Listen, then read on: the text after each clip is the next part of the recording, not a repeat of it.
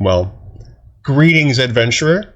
They call me GM Comfortable Gray. Thank you for agreeing to speak with you. What can I call you? You can call me Eric.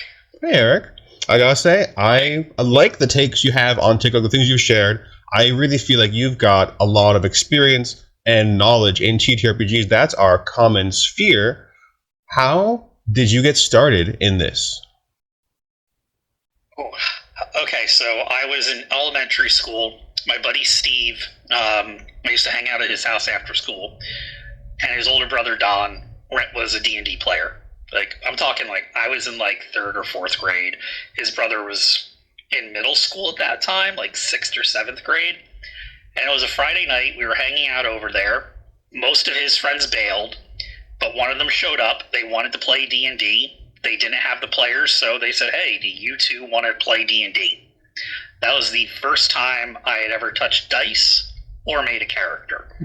That was, like I said, 3rd, 4th grade, and I've been playing or running games pretty much ever since. Love it. You gotta get them young, right? I got in at the ground level with 1st and 2nd edition AD&D, so yeah. I was reading some 2nd edition when I got started, but I didn't actually play anything until 3rd edition, but really like 3.5 came out. What are you playing now? So, right now I'm running a game of 2nd edition Advanced Dungeons and Dragons for a group of people from TikTok. Some who were 3rd edition when they started, others who practically all they've ever played is 5th. And one other gray-bearded old grognard like myself. Also playing in a bi-weekly game of Fabula Ultima. Well, 2 actually. Saturday Fabula and a every other Monday Fabula. Awesome. And I'm looking at starting another table here shortly. I just don't know which system I'm going to be doing. That's totally fair.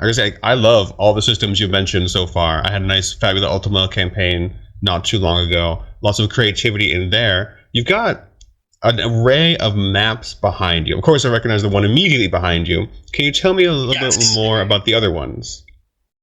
So, we have Shadowrun right behind me, the new Planescape one, Dragonlance, what else do I got back there? I don't want to be moving this video too much, but Dragonlance, it looks like Wildmount, the original 2E Dragonlance, Spelljammer, Eberron, and then further off I have original 2nd edition Forgotten Realms maps. All incredible worlds. I've been getting into Kryn and Dragonlance a lot more lately, and I feel like I really hope that the 2024 edition of D&D goes more into Dragonlance. It's been neglected for too long. It has. I really hope. This is where I kind of like butt heads with some of the 5th edition community.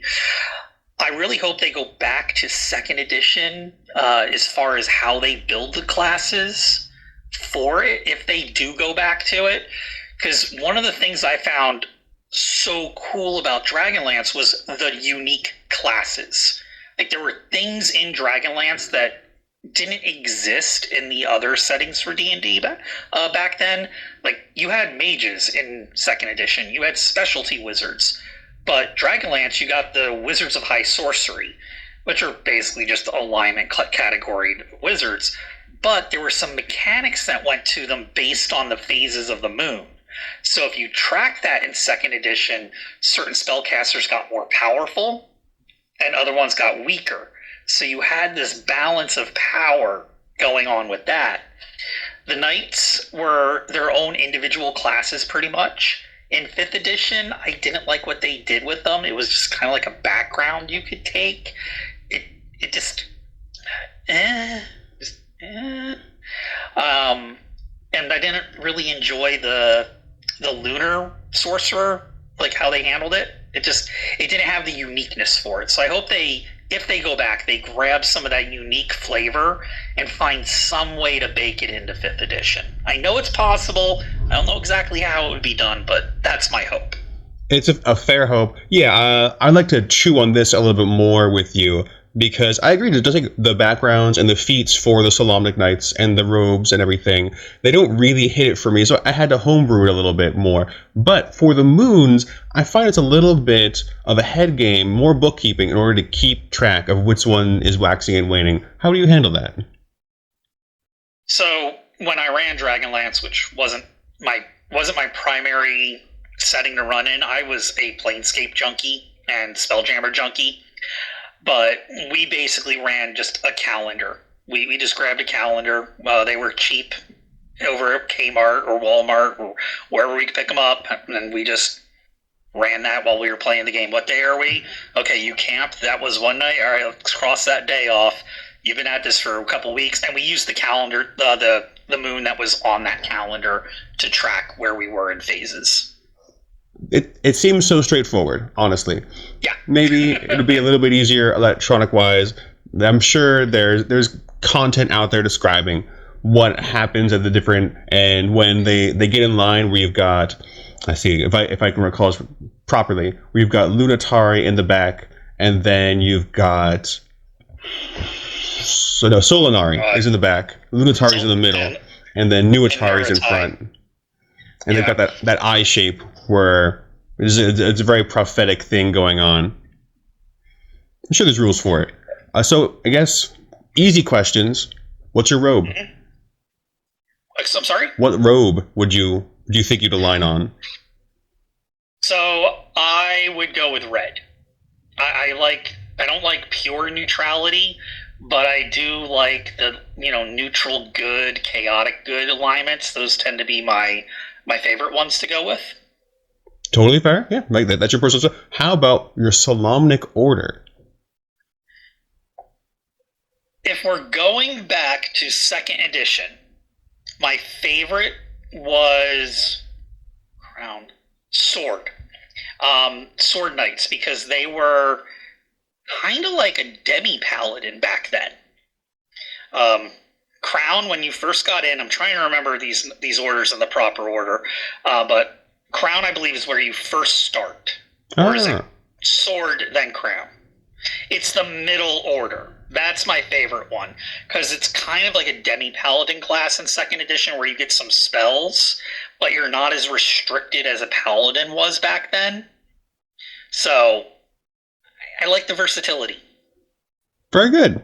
I know, I already know so much more about you now, just with those 2 questions. So let's get out of D&D. You say you're playing 5 with Ultima. We can touch on that, but I want to know, are there any systems you want to play? Yes. I really want to do a Mage the Ascension game as a player. I haven't gotten to play one in a long time. And I would love to run a Traveler game at some point in the future. I haven't heard Traveler get dropped in quite a minute. It's an oldie, but it's a goodie. That's for sure. And then I guess Shadowrun's probably one of those great worlds to play in, but not to live in. The Shadowrun. I love the meta lore of Shadowrun. It has, in my opinion, some of the best lore of any tabletop role-playing game out there. It goes way into the past, all the way up into the present. You got Supreme Court decisions. You get a robust set of lore. The system is not hard to learn. It really isn't. Doesn't matter what edition you're going with, whether it's 1st or 6th, but it is very cumbersome. And it does a lot. There's a lot of parts in there that can bog a game down and grind it to a halt quick, fast, in a hurry, especially if you have one player who's Matrix specialized and nobody else really cares about it. You have to run 2 separate things parallel to each other. What's happening in the real world, what's happening in the Matrix, and it's a beautiful game that I love running it for 5 sessions. That's it. I honestly could not agree more. There's almost too many subsystems, and they have a lot of grit and crunch to them. Have you tried Shadowrun Anarchy? I haven't yet. I did hear there's going to be a Kickstarter, or there is one going on for an updated version of it. So I'm looking forward to checking out the new version when it hits. I'll give you my summary is that I think it goes in the right direction, but for their core book, they're missing too much. It's almost like they pasteurized it, and they're just missing a lot of what feels like Shadowrun to me. I've heard similar things in reviews, but I try any game I can get my hands on at least once. Absolutely. We'll definitely try it. So then for Fabula Ultima, one of the cool things is you can play any setting. Are you using some of the setting expansion books, like the Techno Fantasy or the Nature Fantasy? So I actually have all of the expansion books for it. I kickstarted the Bestiary, even if I wasn't a big fan of how they set up that Kickstarter. It was really confusing at first. I had to do more digging than I felt like I needed to. But I am using Techno Fantasy, just not as a techno world. That's one of the things I love about Fabula Ultima. It's all about trappings. Sure, you could take the pilot class and they could have a exoskeleton. But you could also say, we're not playing in a sci-fi world. You can still use the exoskeleton rules, but what if it's just like a transformation that you take? Oh. So I made a character that's very reminiscent of Legend of the Dragoon. They have their normal base version of themselves, and then they have their transformed self. I've also used it to make Power Rangers type characters just for playtesting. The Esper I haven't touched yet. I have some interest in that. I've played something that incorporated Mutant in a buddy's game. He was running this kind of like One Piece style island hopper. It was pretty interesting, and I incorporated Mutant, Wayfarer, and then I want to say Weapon Master. It was more point damage and then exploration based.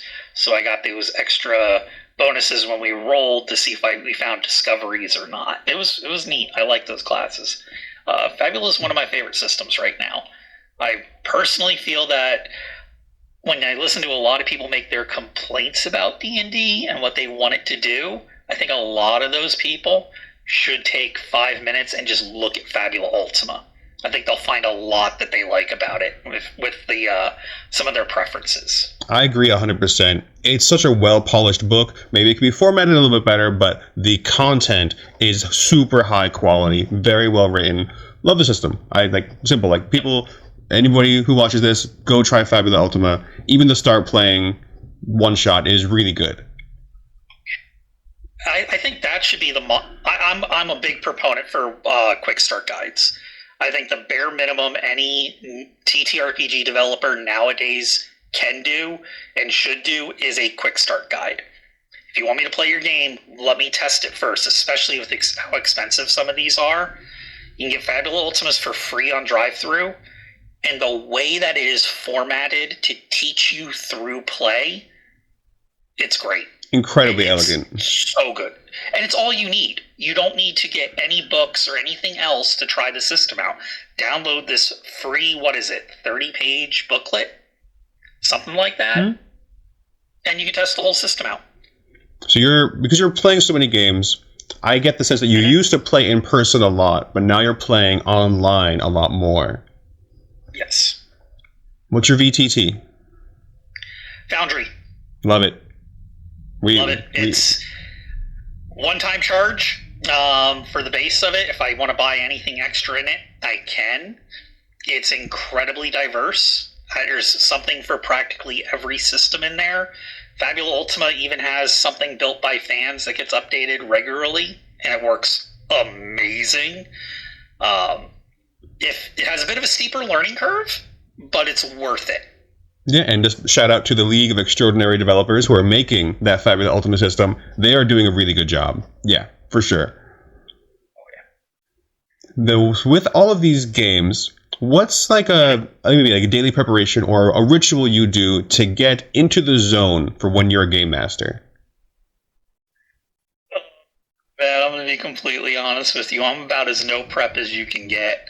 Right now, I'm running a module for 2nd edition, so I'll sit down and I'll read a little bit of what I think we're going to cover in the module, so at least I know who the major players are, where the big things are located.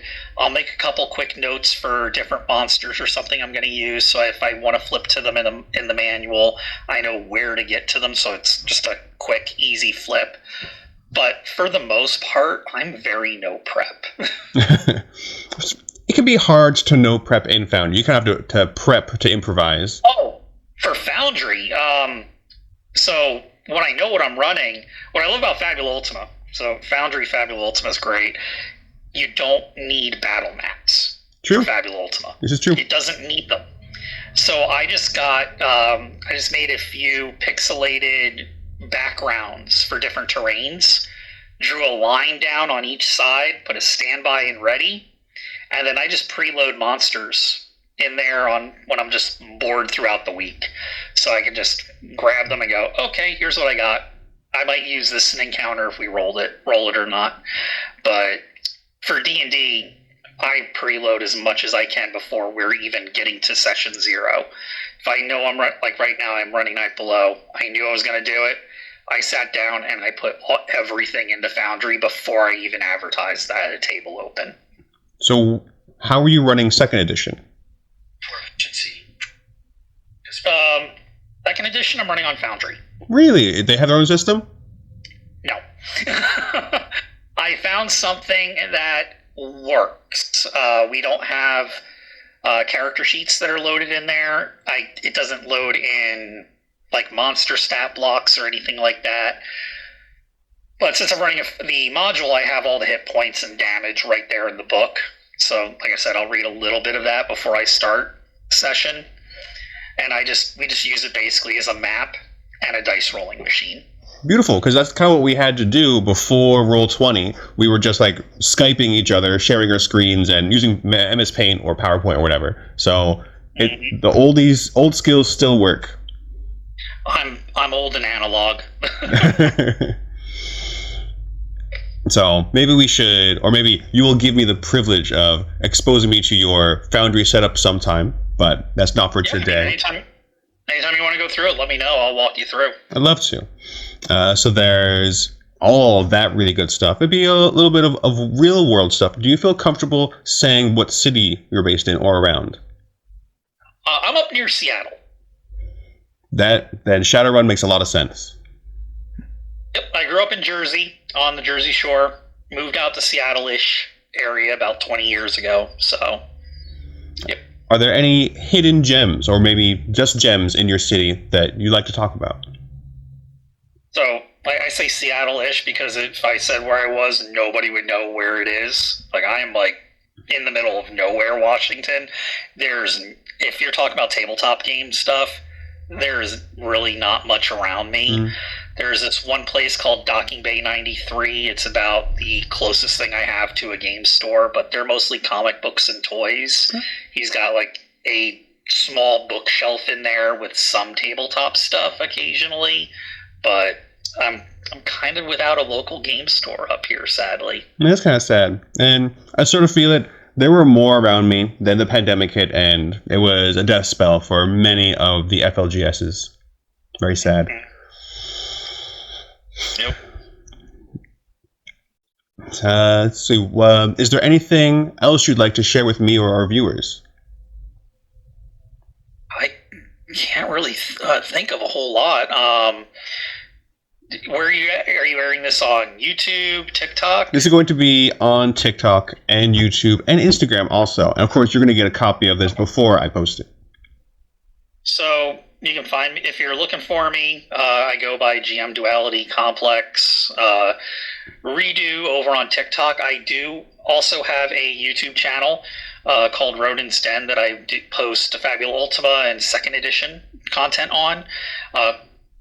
And that's where you can find me. That's about all I can add, really. Well, yeah, I hope to find some more of you, especially Jersey boys. Are you from Jersey too? I'm Central Jersey, yeah. Okay, I grew up in Seaside Heights. Hey, so a little more southern, but maybe I understand why you got away.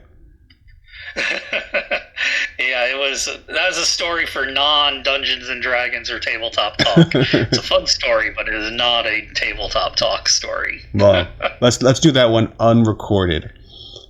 Yes. I really appreciate you giving me the time, Eric. And yeah, let's definitely talk some more. Happy gaming to you, and I hope you enjoy the rest of your demiplane. Thank you. Cheers. Take care.